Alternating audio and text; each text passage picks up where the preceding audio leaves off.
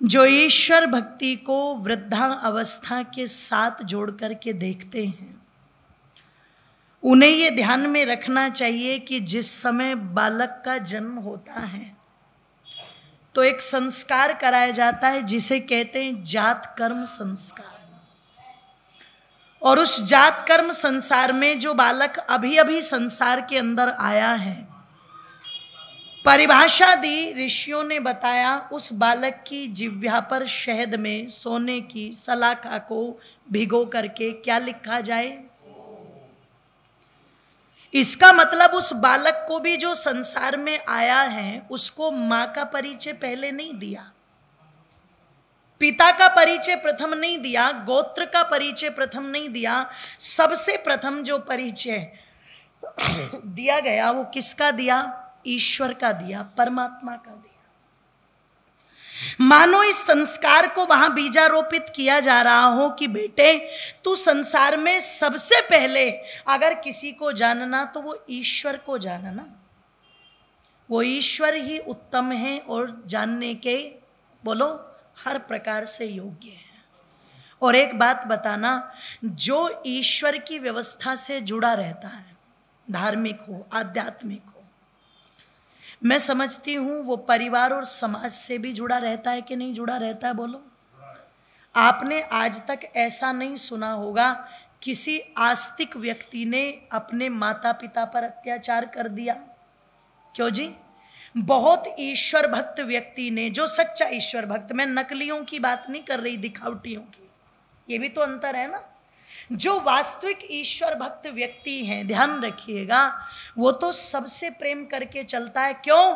तुझ में ओम, मुझ में ओम, सब में ओम समाया है, सबसे कर लो प्यार, जगत में कोई नहीं, वो सब में ईश्वर देखता है। तो यदि ये बुढ़ापे का सब्जेक्ट होता तो ऋषि क्या कहते? एक काम करना, जब उम्र 50 साल से ऊपर की हो जाए तब जिह्वा पर ओम लिखना।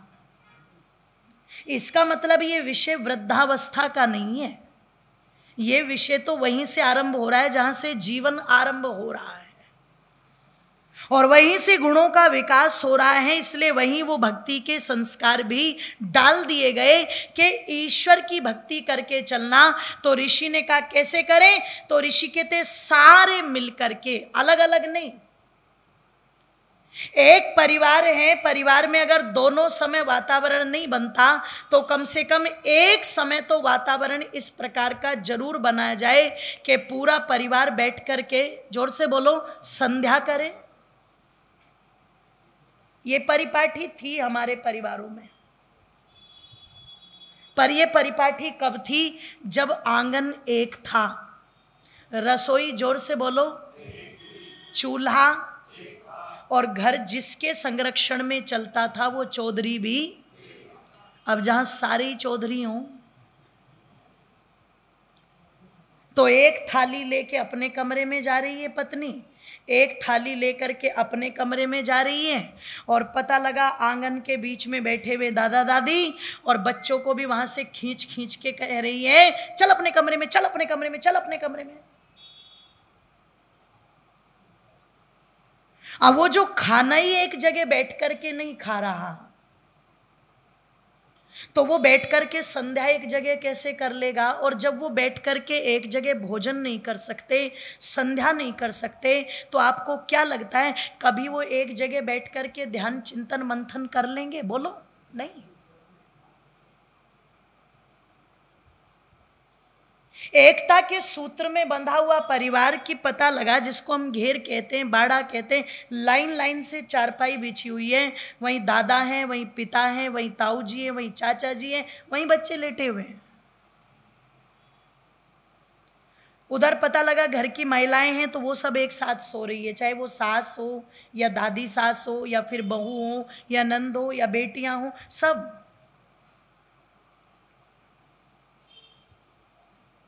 और जब वे सब एक साथ हैं तो वहां पर फिर ये नहीं होता था कि पिताजी की घर में एंट्री हुई तो बेटा बाहर निकल गया और बेटे की घर में एंट्री हुई तो पिताजी बाहर निकल गया। आज देख लो आप, बाप घर में बैठा हुआ है तो बेटा मुंह चढ़ा करके बाहर निकल जाता है, और बेटा बैठा हुआ है तो बाप का मुंह बिल्कुल फूल के कुप्पा रहता है, इतना बड़ा। तो जो एक साथ मिलकर के बैठ नहीं सकते, वो एक साथ बैठ करके चिंतन और मंथन कर लेंगे क्या? बोलो, नहीं। और जिनका चिंतन और मंथन एक साथ नहीं है, तो फिर वहाँ कुटुंब और परिवारों का निर्माण होने वाला भी नहीं है। इसलिए ये जो ब्रह्म यज्ञ है या जो देव यज्ञ है, ये कहीं ना कहीं कुटुंब को जोड़ने का भी कार्य करता है, बहुत बड़ी भूमिका निभाता है। मंत्र बोला जा रहा है, वो जंभे दद्महा, हे ईश्वर मैं किसी से द्वेष न करूं और कोई मुझसे भी द्वेष, मेरे मित्र भी मुझे चाहे और मैं अपने व्यक्तित्व को इतना शुद्ध, इतना पवित्र बना लूं कि मेरे शत्रु भी मुझसे प्रेम करें। यह प्रार्थना की जा रही है। इसीलिए ऋषि ने कहा कि सारे मिलकर के अति प्रेम से क्या करना? परमात्मा की भक्ति करना। दूसरी बात ऋषि दयानंद क्या लिखते हैं? अपनी सकल उत्तम सामग्री को समर्पित करके परमात्मा की भक्ति करना। अब ऋषि जी ने तो ये लिख दिया कि अपनी सकल उत्तम सामग्री को समर्पित करके परमात्मा की क्या करना जी? जोर से बोलो, भक्ति करना। और यहां थालियों में सामग्री ले ले करके जा रहे हैं। कौन सी सामग्री? 2 किलो पानी, 10 ग्राम दूध। और ये नहीं कहती कि मैं जल चढ़ाने आई हूं, क्या बोलती है? थाली में फल रख करके ले जा रही हैं, पूड़ी कचौड़ी रख करके ले जा रही है। एक बात मुझे ईमानदारी से बताना, ऋषि दयानंद कहते हैं सकल उत्तम सामग्री को समर्पित करके क्या कह देना? मेरा कुछ भी नहीं है प्रभु, मेरा तो ये मेरा शरीर भी नहीं है, मेरा ये शरीर भी किसका दिया हुआ है? और यदि आपका ही दिया हुआ है तो मैं आपको ही अर्पण करता हूं। तेरा तुझको बोल रहे हैं, पर क्या कर रहे हैं कि एहसान भी जता रहे हैं। किस बात का? देख तेरे लिए फल लेके आए हैं, जल लेके आए हैं, दूध लेकर के आए हैं। एक बात बताना, किसी को कोई भी वस्तु दी जाती है सुखी करने के लिए या दुखी करने के लिए? जोर से बोल दीजिए माताओं, सुखी करने के लिए। तो जो चीजें लेकर के आज हम दौड़े जा रहे हैं, क्या हम ये सोच करके दौड़े जा रहे हैं? क्या हम ये मान करके दे रहे हैं कि वो परमात्मा दुखी बैठा हुआ है?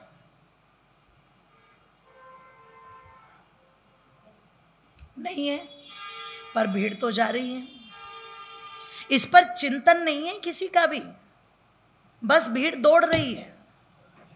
और जैसे वो कोई नई चीज नहीं लॉन्च होती और उस पर लोग टूट के पड़ते हैं, ऐसे भगवानों का भी सिस्टम जो है वो पता लगा हर साल अलग अलग लॉन्च होता है और लोग टूट के पड़ते हैं।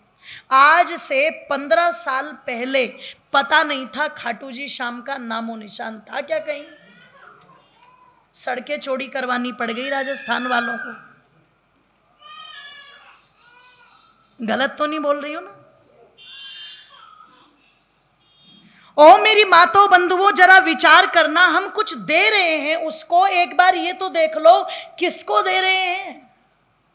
सुखी करने के लिए दे रहे हैं कि दुखी करने के लिए दे रहे हैं? अगर हम उसको सुखी करने के लिए दे रहे हैं तो इसका मतलब वो दुख में है, और अगर आप उसको सुखी कर रहे हो तो इसका मतलब आपका ओधा बड़ा है और उसका ओधा, जोर से बोलो, और फिर सिस्टम भी कितना विपरीत, कितना विपरीत। चढ़ा रहे हैं 10 रुपए, और 10 रुपए चढ़ा करके क्या कह रहे हैं? बेटे का विवाह नहीं हुआ वो भी करवा देना, नौकरी नहीं लगी वो भी करवा देना, थोड़ा मकान भी पक्का बन जाए, थोड़ी फसल भी ठीक ठाक हो जाए, मतलब रुपए 10 हैं और डिमांड करोड़ों की। ऐसा फाइनेंसर भगवान ही मान लिया जो इतने कम ब्याज में काम करेगा? आप विचार करो। पंडित रामचंद्र देलवी जी का एक बहुत अच्छा प्रवचन है इस विषय पर, और वो एक बहुत अच्छा उदाहरण दिया करते थे इस पर। कहते हैं एक छोटे से बच्चे को पिता ने प्रेरणा दी, और क्या प्रेरणा दी? कि बेटे यदि तुम पुरुषार्थ करके मेहनत करके पढ़ते हो और अपनी कक्षा में प्रथम श्रेणी से उत्तीर्ण होते हो तो मैं तुम्हें बहुत सा इनाम दूंगा, उपहार दूंगा। बच्चे की हिम्मत को बढ़ाने के लिए, बच्चे के हौसले को बढ़ाने के लिए पिता ने एक प्रेरणा दे दी और बालक भी उत्साहित होकर के लग गया पुरुषार्थ करने, मेहनत करने। और कहते माताओं बंधुओं, उस बालक ने इतनी मेहनत की कि वो अपनी कक्षा में प्रथम आ गया। और जिस दिन उसका रिजल्ट आया, उसका अंक पत्र आया, वो खुशी से दौड़ता दौड़ता अपने पिता के पास आया, पिता के पैर छुए और पैर छू करके अंक पत्र दिखाते हुए कहता है, रिजल्ट दिखाते हुए कहता है, पिताजी देखो मैं अपनी कक्षा में फर्स्ट डिवीजन, प्रथम श्रेणी से उत्तीर्ण हुआ। पिताजी ने बच्चे का अंक पत्र देखा और देख करके गले से लगा लिया, शाबाश मेरे लाल, तूने तो बहुत हिम्मत कर दी, ये तो बहुत अच्छा है, मुझे बड़ी प्रसन्नता देने वाला है। बच्चे ने कहा, प्रसन्नता तो ठीक है पर अपनी कुछ बात भी तो हुई थी। आपने मुझे कहा था कि यदि मैं प्रथम श्रेणी से पास हो गया तो आप मुझे उपहार दोगे। अब ये तो ऊपर का आशीर्वाद तो ठीक है, लेकिन वो भी तो दे दो। पिताजी ने कहा, मैं शाम को जाऊंगा और तेरे लिए उपहार लेकर के आऊंगा।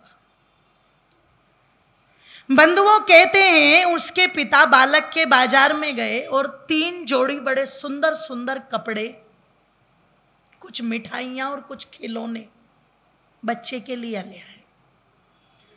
लाकर के वो सुंदर जोड़ी कपड़े बच्चे को दे दिए, खिलौने दे दिए, मिठाइयां दे दी। बच्चा बड़ा खुश। वो कहता है, पिताजी आपने तो बहुत ज्यादा दे दिया, इतने की तो मुझे आशा भी नहीं थी। कहते खुशी खुशी में उछलता कूदता बच्चा अपने उन खिलौनों को, वस्त्रों को अपने छोटे छोटे मित्रों को दिखा रहा है। तो एक मित्र ने कहा कि तुम्हारे पिता ने तो तुम्हारा उत्साह बढ़ाया था, हो सकता है अगर पिता तुम्हारे अंदर इतना उत्साह उत्पन्न न करते तो तुम शायद इतना पुरुषार्थ न करते। वास्तव में तुम्हारे पिता देवता हैं और तुम्हारे लिए पूजनीय हैं। और जैसे तुम्हारे पिता ने तुम्हारा उत्साह बढ़ा के तुम्हें इतने उपहार दिए हैं, तुम्हें अपने उस पिता की पूजा करनी चाहिए। वो तो कह करके चले गए। इसके मन में ये संस्कार जागृत हो गया कि मेरे मित्र सत्य कहते हैं, निश्चित मेरे पिता हर प्रकार से पूज्य हैं, मैं अपने पिता की पूजा करूंगा। अब पूजा करने के लिए 3 चीजों की आवश्यकता होती है, पूज्य, पूजक और पूजा की सामग्री। पूज्य कौन है? पिताजी। पूजक कौन है? मैं। और पूजा की सामग्री चाहिए, तो मेरे पास में तो ऐसा कुछ है ही नहीं जो मैं अपने पिता को पूजा की सामग्री बना के दे सकूं। बालक ने बहुत सोचा और मेरी माताओं बंधुओं, बहुत सोचने के बाद उसने सोचा, ये जो उपहार मेरे पिता ने मुझे दिए हैं और इनमें से जो ये 3 जोड़ी वस्त्र हैं, ये तो मेरे हैं, इन पर तो अब मेरा अधिकार है। उसने उनमें से एक जोड़ी वस्त्र लिए और उसे बड़ी श्रद्धा और निष्ठा के साथ अपने पूजा की हवि बना करके, पूजा की सामग्री बना करके पिता के सामने उपस्थित हुआ और पिताजी के चरणों में माथा रख करके नन्हा सा बालक नन्हे नन्हे हाथों को जोड़ करके कहता है, हे पिता, प्रथम तो मेरा उत्साह आपने बढ़ाया और उस उत्साह को बढ़ाने के कारण ही मैं इतना पुरुषार्थ कर पाया, इसके लिए मैं आपकी पूजा करना चाहता हूं। द्वितीय, आपने हर प्रकार से मुझे संरक्षण प्रदान किया है, तो उस दृष्टि से भी मैं आपका जितना सम्मान करूं उतना कम है, इसलिए मैं आपकी पूजा करना चाहता हूं और पूजा में बड़ी श्रद्धा और निष्ठा से ये सामग्री भेंट में लाया हूं, आप इसे स्वीकार कर लो। पिता ने वो सामग्री अपने हाथों में ली और मुस्कुरा दिए। बताओ, बच्चा पूजा में फेल हुआ कि पास? जोर से बोलो, पास। और भी कोई बोल दें? क्यों जी? अच्छा, इतने गंभीर बन के मत बैठा करो, मुझे तो डर लगने लगता है कई बार।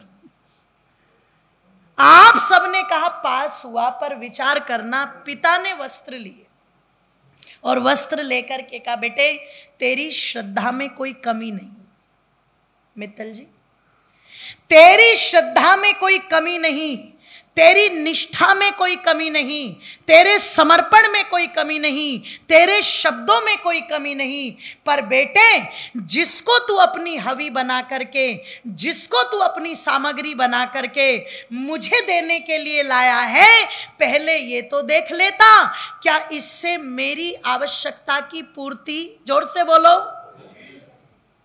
बड़े ध्यान से सुनना, क्या इससे मेरी आवश्यकता की पूर्ति हो जाएगी? बालक ने कहा मैं समझा नहीं। बोले बेटे ये छोटे छोटे कपड़े तेरे नन्हे नन्हे शरीर में तो आ जाएंगे, पर क्या एक 10 वर्ष के बालक के कपड़े किसी 30-35 वर्ष के पुरुष को आ सकते हैं क्या? जोर से बोलो। तो पिता क्या कहते हैं, बेटे समर्पण और श्रद्धा तो बहुत थी तुझ में, लेकिन ये जो सामग्री तूने मुझे भेंट की है ये मेरे किसी भी काम आने वाली, और यदि ये मेरे काम नहीं आ सकती तो इसका मतलब पूजा पूरी, जोर से बोलो, वो क्या रह गई? अधूरी रह गई। आज हम यही काम कर रहे हैं भगवान के साथ। हम उसे क्या कह रहे हैं? फल ले ले, जबकि फल किसके हैं? जल किसका है? दूध किसका है? अन्न किसका है? और हम उसे ही कह रहे हैं ले, अगर हम ना देते ना तो पड़ा रहता दुखी तू। एहसान कर दिया जो हम आ गए, उसी का दिया हुआ और हम उसी को वापस दे रहे हैं। इसलिए ऋषि दयानंद ने कहा अरे तुम्हारी औकात नहीं, हमारी औकात नहीं कि हम परमात्मा को कुछ दे दे, उस परमात्मा को कुछ दिया नहीं जा सकता। अगर हाँ कुछ किया जा सकता है तो इतना कि उसकी आज्ञा पालन में अपने आप को समर्पित करके क्या करो? परमात्मा की भक्ति करो। और परमात्मा की आज्ञा क्या है? कल बताया जा रहा था, अनुव्रतः पितु पुत्रो मात्रा भवतु सम्मनः जायापत्य मधुमतिम वाचम वदतु शांतिवाम। अगर कोई पुत्र अपने पिता के व्रतों का पालन करके चलता है तो ये ईश्वर की क्या है? बोलो, आज्ञा है। अगर माता के समान मन वाला होकर के चलता है तो ये क्या है? ईश्वर की, जोर से बोलो, आज्ञा है। अपने घरों में अपने बड़ों का सम्मान करना क्या है? ईश्वर की आज्ञा है। अच्छे कार्यों में दान देना, सहयोग देना क्या है? ईश्वर की आज्ञा है। परमार्थ में, परोपकार में जीवन को व्यतीत करना ईश्वर की, जोर से बोलो, आज्ञा। वातावरण को शुद्ध रखने के लिए यज्ञ करना क्या है? ईश्वर की आज्ञा है। ये सब परमात्मा की आज्ञा है। जिसको जो अच्छा लगता है वो यदि मानकर के उस मार्ग पर चलता है तो वही ईश्वर का सच्चा, जोर से बोलो, भक्त है। और जो लोगों की चमड़ी उतार करके, ध्यान से सुनना, जो लोगों की चमड़ी उतार करके और बाद में कंबल बांटने की सोचे और सोचे कि इसका पुण्य मुझे अलग मिल जाए, तो कंबल बांटने का पुण्य हो सकता है कम मिले, पर चमड़ी उधेड़ने के पाप का पूरा पूरा फल, जोर से बोलो, परमात्मा देगा। आप सोचो कि वो बैलेंस बराबर हो जाएगा, वो होने वाला, बोलो, नहीं है। इसलिए यदि हम परमात्मा की भक्ति करना चाहते हैं तो ईश्वर की भक्ति करो। कैसे? तीसरी बार ऋषि लिख रहे हैं, उसकी आज्ञा पालन में समर्पित करके परमात्मा की क्या करो? भक्ति करो।